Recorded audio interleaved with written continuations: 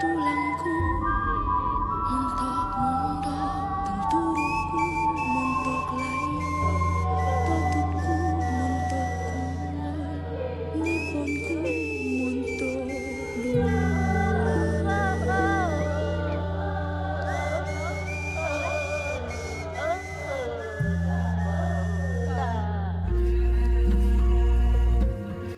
মুভির শুরুতে দেখা যায় শিকাগো গ্রামের দূষণ সম্প্রদায়ের এক বৃদ্ধ ব্যক্তিকে চারিদিকে মোমবাতি জ্বালিয়ে কিছু ফুল নিয়ে বসে আছে মাঠের মধ্যে।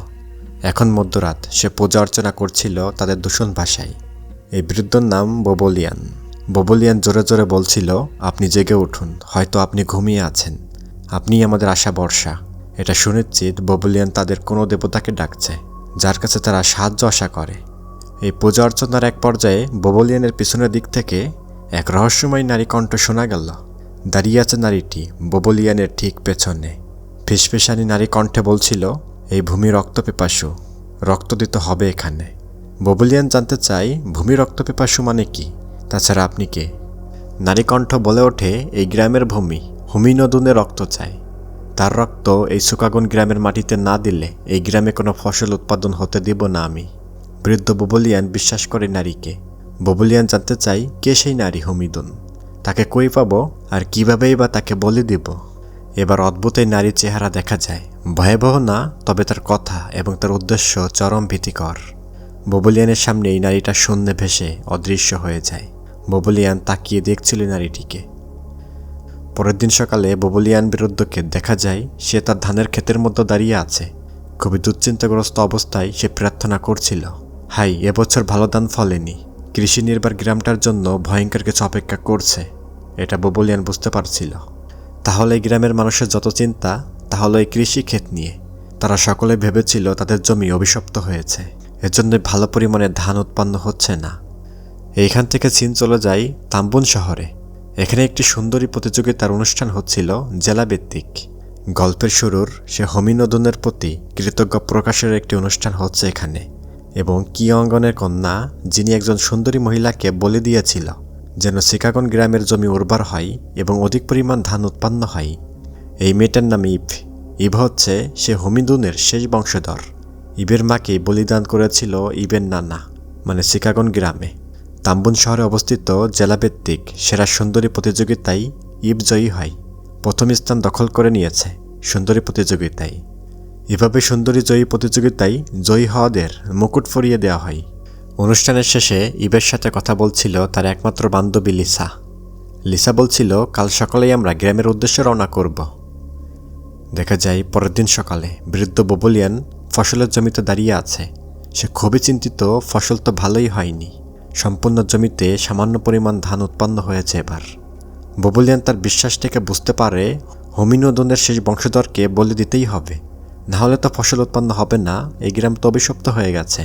গল্পের শুরুর সে মায়াবী নারীর কথা মনে করছিল বোব। এদিকে গাড়িতে করে গ্রামের দিকে যাচ্ছে লিসা এবং ইভ। তাম্বুন শহর থেকে অনেক বেশি দূরে অবস্থিত শিকাগো লিসাদের গ্রাম। বলে রাখা ভালো, ইভও কিন্তু এই গ্রামেরই বাসিন্দা ছিল পূর্বে। তার বাবা মা বা পূর্বপুরুষ এই গ্রামেই ছিল। এজন্য ইবি হচ্ছে হোমিনোদুনের শেষ বংশধর, যার মাকে এই গ্রামে বলে দিতে হয়েছিল। এভাবেই তারা গ্রামের প্রবেশপথে গাড়িটা রেখে হেঁটে যাবে। ঝুলন্ত সাঁকো পার হয় তারা, কারণ এই গ্রামের ভেতরে গাড়ি চালানোর মতো রাস্তা ছিল না তখন। গ্রামের সবুজ এবং ঝলমলা আবহাওয়ায় তারা এসে পৌঁছায় বাড়িতে। একদমই বনজঙ্গল, বনজ একটি পরিবেশ। এই বাড়িটাই হচ্ছে লিসাদের। লিসা তো বাড়িতে এসেই তার বাবাকে ডাকতে থাকে। মনে হচ্ছে লিসার বাবা বাড়িতে ছিল না এখন। তবে ঘরের বারান্দা থেকে ইভ দেখতে পায় গাছের আড়ালে দাঁড়িয়ে আছে একজন যুবতী মেয়ে। মেয়ে অবয়ব। ইভ এটা পাত্তা না দিয়ে ঘরের মধ্যে প্রবেশ করেছিল, কারণ ইভ তো এই গ্রামে প্রথম এসেছে, কে না কে তাকে দেখছে, এটা হতেই তো পারে। এর খানিক পরেই লিসার বাবা বাড়িতে আসে। এবার দেখা যায় বোবলিয়ানই হচ্ছে লিসার বাবা। লিসা ইভকে পরিচয় করিয়ে দেয়, সে আমার বন্ধু। তবে বোবলিয়ান ইভকে দেখে খুবই অদ্ভুত দৃষ্টিতে তাকিয়ে আছে।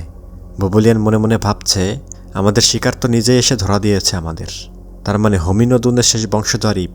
এটা বোবলিয়ান বুঝতে পেরে গেছে তাকে দেখেই, এবং তাকে তো বলে দিতেই হবে, এই চিন্তাই করছিল বোবলিয়ান।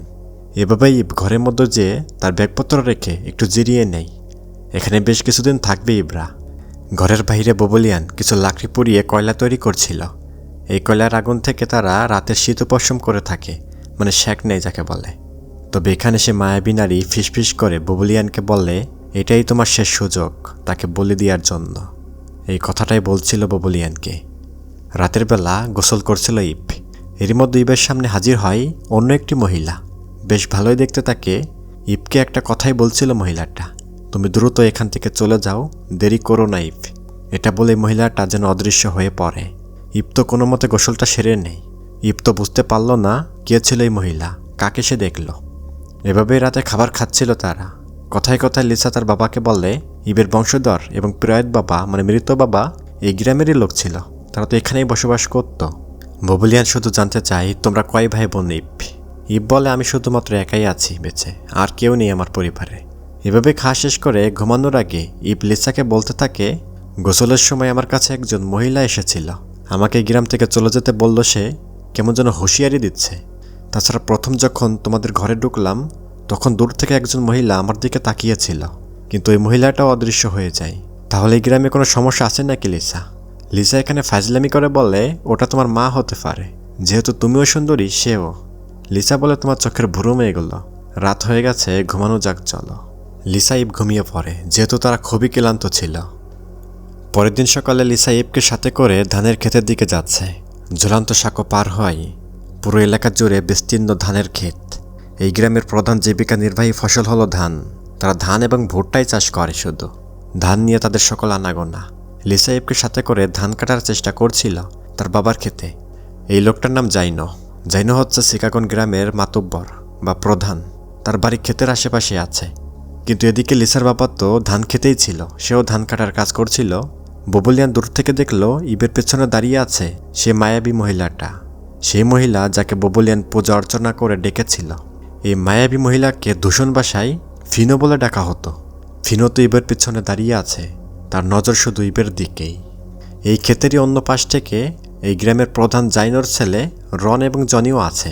এখানে রন দূর থেকে ইবকে দেখেই চিনে ফেলে ওটা কে, কারণ ইব তো ছোটকালে ইব গ্রামে ছিল, অনেক দিন পর শহর থেকে ফিরেছে। রন কিন্তু ইবকে দেখেই চিনে ফেলেছিল দূর থেকে। রন বুঝতে পেরে গেছে তাম্বুন শহরে সাবাহান সুন্দরী প্রতিযোগিতায় এই নারী জয়ী হয়েছিল, মানে ইব। এর কিছুক্ষণ পর ক্ষেত থেকে কেটে আনা কিছু ধান মলাই করছিল লিসা। এখানে ইবও ছিল। ইবের সাথে পরিচয় হয় গ্রাম প্রধান জাইনোর। জাইনো জানাই আগামীকাল সকাল থেকে আমাদের বাড়িতে ফসল কাটার উৎসব হবে, তুমি অবশ্যই আসবে। লিসা যেন ইবকে সাথে করে নিয়ে আসে। এভাবেই জাইনো চলে যায় ধান কাটার কাজে। ঠিক রাতের বেলা লিসার বাবা বসেছিল তাদের ঘরের সামনে মাচালে। এখানে তামাক খাচ্ছিল বুবুলিয়ান। সে খুবই চিন্তিত, কারণ ফসল খুবই খারাপ ফলেছে এবছর। তখনই অদৃশ্য থেকে ফিনো জানাই, এত চিন্তিত কেন হচ্ছ বুবুলিয়ান? তাকে বলি দাও, সব ঠিক হয়ে যাবে। বুবুলিয়ানের চরম টেনশনের মধ্যে একটি ফ্ল্যাশব্যাক দেখানো হয়। দেখা যায় ইবের নানা ইবের মাকে বলি দিবে। এখানে ইবের মাই রাজি হয়েছিল নিজে থেকে তাকে যেন বলি করা হয়, কারণ দূষণ সম্প্রদায়ে একটা বিশ্বাস তাদের ছিল, যদি গ্রামে দুর্ভিক্ষ দেখা দেয় বা ভালো ফসল না উৎপন্ন হয়, তখন যদি গ্রামের সবচেয়ে সুন্দরী মহিলাকে বলি দেওয়া হয় তাহলে নাকি গ্রামের দুর্ভিক্ষ কেটে যাবে, অধিক পরিমাণে ধান ফলনে বৃদ্ধি পাবে। এই বিশ্বাসটা ছিল এই সম্প্রদায়ের লোকের।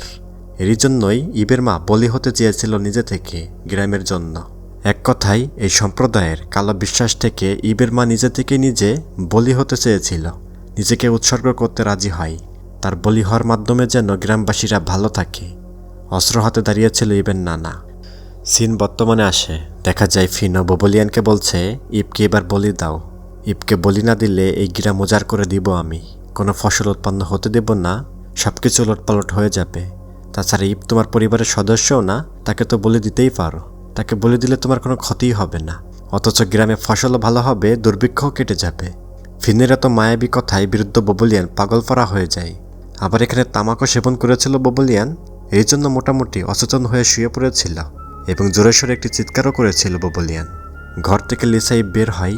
তার বাবা কেন চিল্লালো? তারা এসে দেখে তার বাবা পড়ে আছে মাচালে, কেমন যেন অচেতন অবস্থা। তাকে দেখেই তো মনে হচ্ছে সে খুবই অসুস্থ। তাছাড়া অতিরিক্ত তামাক সেবনের জন্য বুবুলিয়ান তাল হারিয়ে ফেলেছে। এভাবে ইব এবং লিসা বুবুলিয়ানকে ঘরের মধ্যে নিয়ে তাকে শুয়ে দেয়। এখানে ইব দেখতে পাই ঘরের মতো দেওয়ালে একটি তলোয়ার ঝোলানো, খুবই পুরাতন। ইব জানতে চাই এটা কার, এটা দিয়ে কী করা হয় লিসা?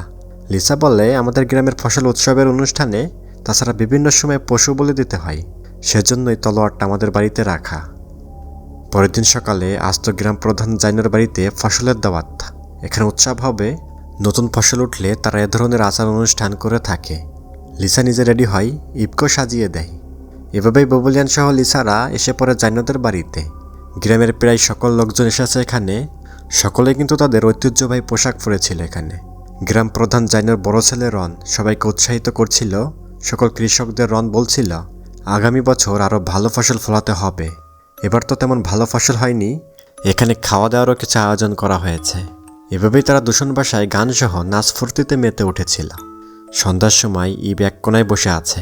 রন যে ইবের সাথে কথা বলে, নিজের পরিচয়ও দিয়েছিল। তাদের মধ্যে একটা ভাব তৈরি হবে, এটা লক্ষণীয়। আজ আমি মেলবেট নাম করে একটি অ্যাপ সম্পর্কে কথা বলতে চাই, যেটি সবচেয়ে বিশ্বস্ত বুকমেকার। পিএসজি এবং সিরিয়া এই অ্যাপের স্পন্সর। অন্য অ্যাপের তুলনায় এখানে জেতার সম্ভাবনা অনেক বেশি। 21শে মার্চ আইপিএল শুরু হবে। এই অ্যাপে আইপিএল ম্যাচগুলো লাইভ দেখতে পারবেন ও পছন্দের দলকে সমর্থন করে নগদ ক্যাশ জিততে পারবেন।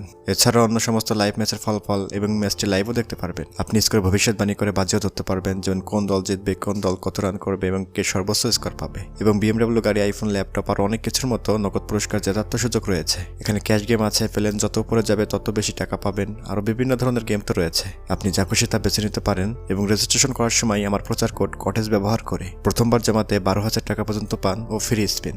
আপনি নিজে পেটিএম, ব্যাংক, বিকাশ, নগদ, রকেট এবং অন্যান্য সহজ পদ্ধতির মাধ্যমে আপনার জেতা টাকা তুলতে পারবেন। আমি অনেকদিন ধরে এটি ব্যবহার করছি, আপনিও এটি ব্যবহার করতে পারেন। তাহলে আর দেরি কিসের, গুগলে যান আর মেলবেট লিখে সার্চ করুন আর প্রথম লিঙ্কে ক্লিক করে রেজিস্টার করুন।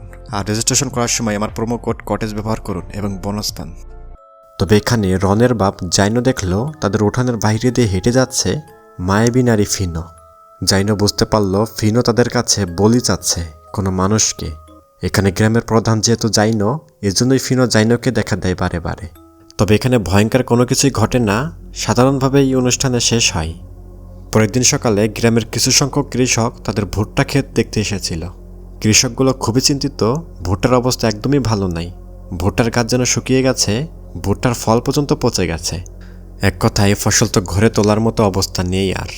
এই কৃষকগুলো খুবই পেরেশানিতে, কি হয়ে গেল এগুলো। এদিকে ববলিয়ান এসেছিল তাদের খামারে। এখানে শূকর চাষ করত ববলিয়ান, সেগুলোকেই খাবার দিতে যাচ্ছে ববলিয়ান। এদিকে ববলিয়ানের খামারের পাশেই লিসা এবং ইব খেয়া জাল ফেলে মাছ ধরার চেষ্টা করছিল। অনেকদিন পর শহর থেকে গ্রামে আসলে যা হয় আর কি। তবে ববলিয়ান যখন জিরিয়ে নিচ্ছিল, হঠাৎ সে মায়াবী নারী ফিনোর কণ্ঠ ভেসে আসে। ফিনো ফিসফিস করে ববলিয়ানকে বললে এখানে বসে না থেকে গ্রাম প্রধান জাইনোর বাড়িতে যা, সেখানে যে দেখ কি হচ্ছে ওখানে, কৃষকরা কি চাই, কি সমস্যা হয়েছে তাদের। ফিনোর এই কথা শুনে ববলিয়ান তো সেদিকে যেতে ধরে, জাইনোর বাড়ির দিকে। ফিনো দাঁড়িয়ে দেখছিল ববলিয়ান যাচ্ছে তার কথা মতো। তবে ববলিয়ান যখন জাইনোর বাড়িতে আসলো, এখানে সে কৃষকগুলো জাইনোর কাছে বিচার দিচ্ছিল যাদের ভুট্টা চাষ ভালো হয়নি, ভুট্টাগুলো পচে গেছে, আবার কারো ধান ভালো হয়নি, মানে ধানে পোক ধরেছে। এই কৃষকগুলো জাইনোকে সরাসরি জানিয়ে দেয় এই গ্রামের পূর্বের অভিশাপ আবারও জাগ্রত হয়েছে মনে হয়। তাদের দেবতা হয়তো আরও একটি বলি চাচ্ছে। ববলিয়ান সবকিছুই শুনল কৃষকদের কথাবার্তা। তবে ববলিয়ান এখানে বুঝতে পেরেছিল আসল ঘটনাটা কি। এই গ্রাম প্রধান সাহেব সবাইকে বলে আজ গির্জায় আমরা প্রার্থনা করব ঈশ্বরের কাছে, যদি কোনো অশুভ শক্তির খারাপ নজর আমাদের গ্রামের উপর পড়ে তা যেন কেটে যায়। এদিকে মাছ ধরা শেষ, লিসা এবং ইব বাড়ির দিকে যাচ্ছে। এখানে খুব পুরাতন কিছু গাছ আছে। এই পুরো অঞ্চলটায় যেহেতু জঙ্গলের মতো পরিবেশ, এজন্য এখানে অনেক বনবাদর এবং অনেক পুরানো কিছু গাছ আছে। এখান থেকে দৃশ্য রাতে চলে যায়। এই গ্রামের সকলেই খ্রিস্টান। সকল কৃষকেরা তাদের গির্জায় প্রার্থনা করছিল তাদের রীতি অনুসরণ করে। ববলিয়ানের তো ধূমপান করার বদ অভ্যাস ছিল, সে তো গির্জার গেটের কাছে বসে ধূমপান করছে। তখনই ফিনোকে দেখা যায়। ফিনো তো মগজ ধুলাই করে দিচ্ছিল ববলিয়ানের। ফিনো বলে এই গ্রামের মানুষ না খেয়ে মরবে যদি তাকে বলি না করিস। ফিনো চাচ্ছে ইবকে যেন বলি দেওয়া হয়। ফিনোর এসব কথা শুনে চরম দুশ্চিন্তায় পড়ে যায় ববলিয়ান। মেয়ের বান্ধবীকে সে কীভাবে বলি দিবে। তখনই জাইনো এসে ববলিয়ানকে আবারও গির্জার মতো ডেকে নেয়, কারণ প্রার্থনাটাও এখনও শেষ হয়নি। এখানে গ্রাম প্রধান জাইনো কিন্তু ববলিয়ানের খুবই ভালো বন্ধু ছিল, যাকে বেস্ট ফ্রেন্ড বলা হয়। এদিকে একই সময় লিসা এবং ইব মাছ বারবিকিউ করছিল, যেগুলো তারা আজ নদী থেকে ধরে এনেছে। আবার এদিকে প্রার্থনা শেষ করে সবাই যার যার মতো করে তো বাড়িতে ফেরে। এখানে জাইনো খুবই দুশ্চিন্তায়। জাইনো এখানে একটা রিচুয়াল করবে, সেই গ্রামের দেবী ফিনোকে ডাকবে, কারণ সবাই বিশ্বাস করত ফিনো তাদের সবাইকে ভালো পরামর্শ দিয়ে রক্ষা করে, মানে গ্রামের উপর সে কালো ছায়া ফেলতে দেয় না। জাইনো তো রিচুয়াল করছিল কিছু মন্ত্রতন্ত্র পাঠ করে। রিচুয়ালের খুব তাড়াতাড়ি ফিনো হাজির হয়। তবে জাইনো বলে, তুমি কি আমাদের গ্রামের শান্তি রক্ষা করছো নাকি ধ্বংস করছো আমাদের? ফিনো বলে, তোমরা যদি তাকে বলিদান না করো, মানে ইবকে বলি না দাও, তাহলে খুব খারাপ কিছু ঘটে যাবে এই গ্রামে। ইব হচ্ছে হোমিনোদনের শেষ বংশধর, তাকে বলি দিতেই হবে, তাহলে গ্রামের সকল শান্তি ফিরে আসবে। জাইনো বলে, হোমিনোদন ছিল খুবই ভালো মানুষ, সৎ মানুষ, সে নিজের ইচ্ছায় বলি হয়েছিল এই গ্রামের মানুষের জন্য। আমরা সারা জীবন তার কাছে ঋণী এবং তার শেষ বংশধর ইবকে আমরা বলি দেব না। আসলে জাইনো খুব ভালোভাবে বুঝে গেছে ফিনো নামে এই অদৃশ্য শক্তিটা সিনাকাগন গ্রামের মানুষদের দুর্বলতার সুযোগ নিচ্ছে এবং ফিনো তার অপশক্তি বৃদ্ধি করছে এই বলিদানের মাধ্যমেই। এটা যেহেতু জাইনো বুঝে গেছে, এর জন্য ফিনো জাইনোকে হত্যা করে। কারণ জাইনো ইবকে বলি দিবে না, সে ফিনোকেই মেরে ফেলতে চেয়েছিল এখানে। অস্ত্র হাতে নিয়েছিল, কিন্তু ফিনো তার অদৃশ্য শক্তির প্রভাবে বশীভূত করে ফেলে জাইনোকে। জাইনো নিজেই নিজের পেটে তলোয়ার ঢুকিয়ে ছটপট করতে করতে মারা যেতে ধরে। মারা গেল জাইনো, কিন্তু বাইরে থেকে জাইনোর ছেলে রন এবং জনি এসে বাঁচাতে চেষ্টা করলেও তা কিন্তু আর সম্ভব হয় না। জাইনো কিন্তু মারাই যায় এখানে। গ্রাম প্রধান জাইনোর মৃত্যুর খবর সারা গ্রামে পৌঁছে যায়। জনি এসেছিল জাইনোর সবচেয়ে ভালো বন্ধু বোবলিয়ানদের বাড়িতে জাইনোর মৃত্যুর খবর দিতে। এখানে জাইনোর মৃত্যুর খবর শুনে বোবলিয়ান খুবই কষ্ট পায়, তার ভেতরটা কেঁপে ওঠে, কেঁদে ফেলে সে। পরের দিন সকালে গ্রামের কিছু গুরুত্বপূর্ণ ব্যক্তির উপস্থিতিতে জাইনোকে সমাহিত করা হয়, তাকে কফিনে ভরে কবর দেওয়া হয়। লিসার বাবা বোবলিয়ান রনকে সান্ত্বনা দেয়। এখানে রন শুধু একটা কথাই বলছিল, আচ্ছা চাচা, আমার বাবা কি ইবের জন্য মারা গেল কিনা? কারণ ইব আসার পর থেকেই এই গ্রামের অবস্থা কেমন যেন উলটপালট হয়ে গেছে, কারণ সে তো হোমিনোদনের বংশধর। হয়তো গ্রামের দেবতা আমাদের প্রতি ক্ষিপ্ত, কেন আমরা ইবকে বলি দিচ্ছি না এখনো। এভাবেই কবরস্থান থেকে সকলে চলে যায়। এখান থেকে সকলে যখন চলে গেল বাড়িতে, এরই মধ্যে দেখা যায় ইবের মা এবং ফিনোকে। এই অবয়বগুলোকে ইবের মায়ের আত্মা বোঝানো হয়েছে, এটাই সে হোমিনোদন। ফিনো এখানে হোমিদনকে বলে, মানে ইবের মাকে বলে, ইবকে বলি দিয়েই ছাড়ব, তার বলির পরেই আমার শক্তি আরও দ্বিগুণ বৃদ্ধি পাবে। ইবের মা বলে, সে নির্দোষ, তার কোনো ক্ষতি করো না তুমি। এদিকে বোবলিয়ান এসেছিল তার খামারের দিকে। বোবলিয়ান সবার থেকে গোপনে এসে তার বন্ধু জাইনোর মৃত্যুর জন্য কান্নাকাটি করে বিলাপ করছিল এখানে।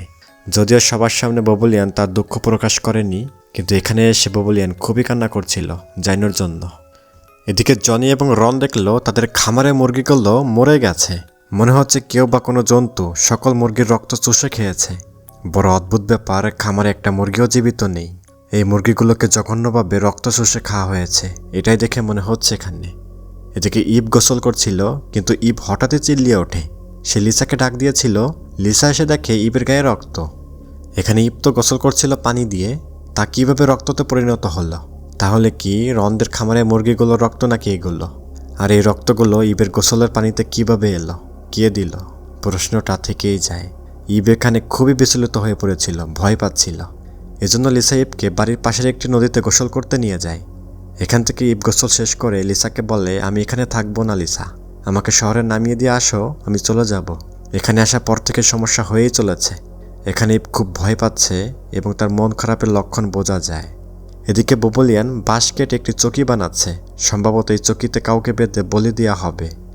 এদিকে জনি সকল মৃত মুরগিগুলোকে আগুনে পুড়িয়ে দিচ্ছিল, কারণ এগুলো না পোড়ালে পচে গলে খুবই দুর্গন্ধ ছড়াবে গ্রামে।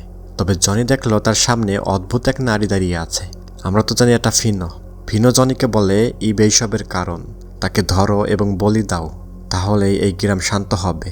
তাছাড়া আমি জানতে পেরে গেছি ইব গতকালই এই গ্রাম ছেড়ে চলে যাবে। সে যাওয়ার আগেই তাকে ধরে ফেললো এবং তাকে শিরশ্ছেদ করো এখানে। রাতের দৃশ্য, বোবলিয়ান তার গায়ের পোশাক খুলে তার ঘরে থাকা তলোয়ারটা হাতে নেয়।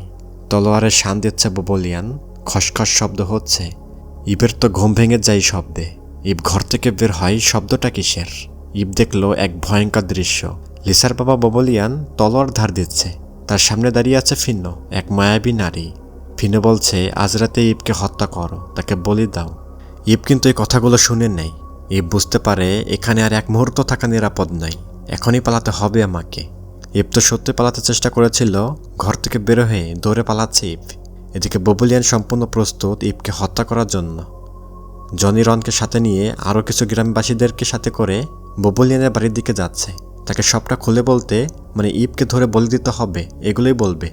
এদিকে ঘরের মধ্যে ববলিয়ান ইভকে লিসার পাশে শুয়ে থাকতে দেখেন না। সে তো নেই ঘরে, পালিয়ে গেছে। লিসার বাবা ববলিয়ানের হাতে ছিল তলোয়ার, হিংস্র ভয়ঙ্কর রূপ ববলিয়ানের। জনি সহ গ্রামবাসীরা এসে গেছে।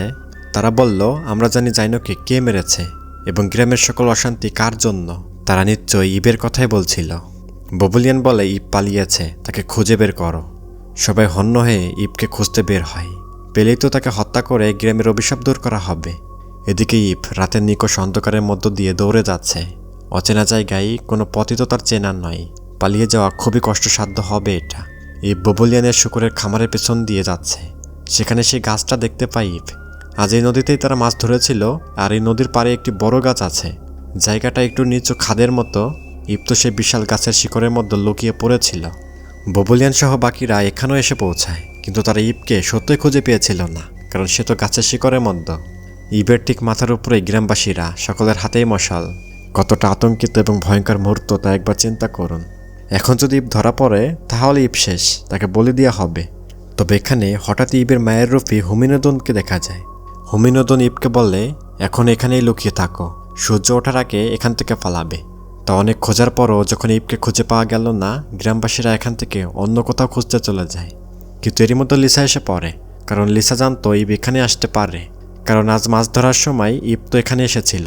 মানে এই গ্রামের এত দূর পর্যন্ত ইবের চেনা জানা। এভাবে ইবের সাথে লিসাও এখানে লুকিয়ে পড়ে। ভোর হওয়ার আগেই তারা পালাবে, কিছুটা সময় এখানে থাকবে। কিন্তু ভুলবশত সকাল হয়ে যায়, তারা ঘুমিয়ে পড়েছিল। এখন সকাল, চারিদিকে আলো। পালিয়ে যাওয়াটা খুবই কষ্টসাধ্যকর হবে। যতই কষ্ট এবং ভয় থাকুক, পালাতে তো হবেই তাদের। লিসা ইবকে সাথে করে গ্রাম থেকে বের হওয়ার জন্য হেঁটে যাচ্ছে। খুবই আতঙ্কিত মুহূর্ত, ধরা পড়লেই ভয়ঙ্কর কিছু ঘটবে। তবে সকালেও কিন্তু গ্রামবাসীরা খোঁজাখুঁজি করছিল ইবকে। হন্য হয়ে খুঁজছে তারা, ইবকে পেলেই তো বলে দিতে হবে। এদিকে লিসা এবং ইব বসে আছে বাঁশ গাছের ঝোপের পাশে। লিসা এখান থেকে উঠে উকি দিয়ে দেখতে গেল তাদের পেছনে গ্রামবাসীরা আসছে কিনা। তবে লিসার সামনে হঠাৎই ফিনো দাঁড়িয়ে পড়ে। আচমকা এই মহিলাকে দেখে লিসা তো জ্ঞান হারায়। খুবই ভয় পেয়েছিল লিসা। লিসা তো অচেতন হয়ে পড়ে এখানে। আবার এই মুহূর্তে গ্রামবাসীরা এদিকে আসছিল। লিসাকে রেখে ইব তো পালাতে চেষ্টা করেছিল। ববলিয়ান দেখল লিসা অচেতন অবস্থায় পড়ে আছে এখানে। বাকিরা তো ইবকে ধাওয়া করে, তাকে ধরতেই হবে। ইব তো দৌড়ে যাচ্ছে, কিন্তু এই রাস্তাগুলো তো ঝোপঝাড়ে আচ্ছন্ন। ইব তো পায়ে হোঁচট খেয়ে নিচে পড়ে যায়। আর এভাবেই ইবকে তারা আটক করে ফেলে। রনের ভাই জনি ইবের মাথায় জোরে সোরে একটি আঘাত করে। চরম যন্ত্রণায় ইব তার চেতনা হারিয়ে ফেলে। এর পরের সিনে ইবের যখন হুঁশ ফিরল, ইব বুঝতে পারল তাকে বেঁধে রাখা হয়েছে। ববলিয়ান গতকাল যে মাসালটা বানিয়েছিল বাঁশ কেটে, তার সাথেই তো বেঁধে রাখা হয়েছে ইবকে। এখনই তাকে শিরচ্ছেদ বা বলিদান করা হবে। এখানে ববলিয়ানের পাশে অভিশপ্ত শয়তানের এজেন্ট ফিনো দাঁড়িয়েছিল। ফিনোকে শুধু ববলিয়ান এবং ইবই দেখতে পাচ্ছে। ফিনো বলে, তোমার মাকেও বলি দেওয়া হয়েছিল এখানে। এবার একটা ফ্ল্যাশব্যাক দেখানো হয় আমাদের, কিভাবে ইবের মাকে বলি দেওয়া হয়েছিল পূর্বে। প্রায় 25 বছর আগে ইবের মাকে বলে দিয়েছিল ইবের নানা। আসলে তখন গ্রামের ফসল হতো না, ধান ফলতো না ভালো। দূষণ সম্প্রদায়ের মানুষেরা ভাবত, তখন যদি কেউ নিজে থেকে বলি হতে চায়, তাহলে তার বলির ধারাতেই এই গ্রামের মাটি উর্বর হবে, অভিশপ্ত ভাব কেটে যাবে, গ্রামে বৃষ্টি বর্ষণ হবে এবং ভালো ফসল উৎপন্ন হবে। এজন্যই নিজেকে উৎসর্গ করতে রাজি হয়েছিল হোমিনোদন, মানে ইবের মা। দেখা যায় বলি হওয়ার জন্য প্রস্তুত ইবের মা। এখানে ইবের মা বলছিল, আমার মাংসের জন্য ভূমি উর্বর হোক, আমার দাঁতের জন্য ধান অধিক ফলুক। এক কথায় আমার শরীরের প্রতিটা অঙ্গ প্রত্যঙ্গের জন্য এই গ্রামে চাষাবাদ, পশুপালন সবকিছুই যেন ভালো হয়। সে নিজেকে উৎসর্গ করেছিল গ্রামবাসীর জন্য। আসলে এটা ছিল তাদের কুসংস্কার বিশ্বাস, মানে দূষণ সম্প্রদায়ের। যাই হোক, হোমিদুনের বাবা হোমিদুনকে বলি দেয়, তাকে হত্যা করা হয়। হোমিনোদনের মা, তার স্বামী এবং হোমিদুনের ছোট মেয়ে ইভ কান্নায় জর্জরিত হয়ে পড়েছিল। তাদের বাবাও কান্না করেছিল অসম্ভব রকমের, তাদের মেয়ের এত বড় এবং ভয়ঙ্কর আত্মত্যাগের জন্য। এখানে তখনও দাঁড়িয়েছিল ফিনো। আসলে ফিনো হলো এমন একজন ইবলিসের উত্তরসূরি, সে এভাবেই মানুষের বলির মাধ্যমে নিজের শক্তি বৃদ্ধি করত। ফিনোর আসল উদ্দেশ্য কি এটা পরে বলছি। এদিকে বর্তমানে এখনই বলি দেওয়া হবে ইবকে। সবাই তো প্রস্তুত, কিন্তু তখনই রন এসে পড়ে। রনের সাথে ছিল কিছু মহিলা, তান্ত্রিক গোছের লোক। রন ববলিয়ানকে চিল্লিয়ে বলে, ইবের বলি কোনোভাবেই কাজের না, তাকে বলি দেওয়া একদমই ধোকামাই কাজ। আসলে রন ববলিয়ানকে বোঝাতে চাচ্ছে ইব নির্দোষ, গ্রামে যত যা ঘটছে তার সবই ফিনোর জন্য। রন এখানে বলে, ফিনোই তো আমার বাবাকে হত্যা করেছে। বাবা যখন মরে যাচ্ছিল তখন আমি ওই অভিশপ্ত নারীকে দেখেছিলাম। ওই অবয়বটা দাঁড়িয়েছিল ঘরের মধ্যে।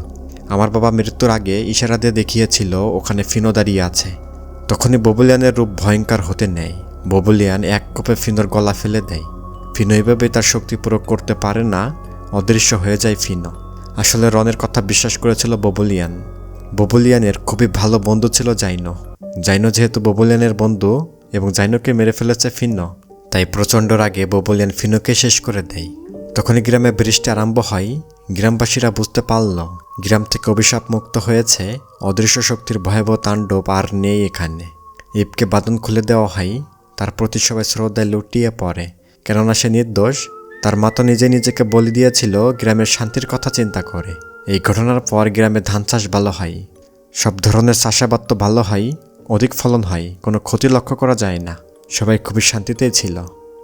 এই ঘটনার ঠিক 10 বছর পরের সিনে দেখা যায় রনের সাথে ইবের বিবাহ হয়েছিল। ইবের একটি কন্যা সন্তান হয়েছে। ভালোই সুখ শান্তিতে কাটছে দিনকাল। একদিন রন তাদের মেয়েকে নিয়ে স্কুলের দিকে যাবে। ইব বিদায় দেয় তাদের। তারা স্কুলের দিকে চলে যায় গাড়িতে করে।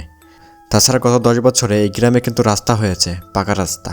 এজন্য তারা গাড়ি চালাতে পারে। তাদের বিদায় দিয়ে ইব যখন ঘরের মধ্যে ঢুকে পাতা দিয়ে মাদুর বুনন করছিল, তখনই সে মায়াবী নারী ফিনোর কণ্ঠ শোনা যায়। ফিসফিসানি একটি নারী কণ্ঠ। ইবের ঠিক পেছনে দাঁড়িয়ে আছে ফিনো। ফিনোকে দেখে ইব তো চরম ভয় পায়।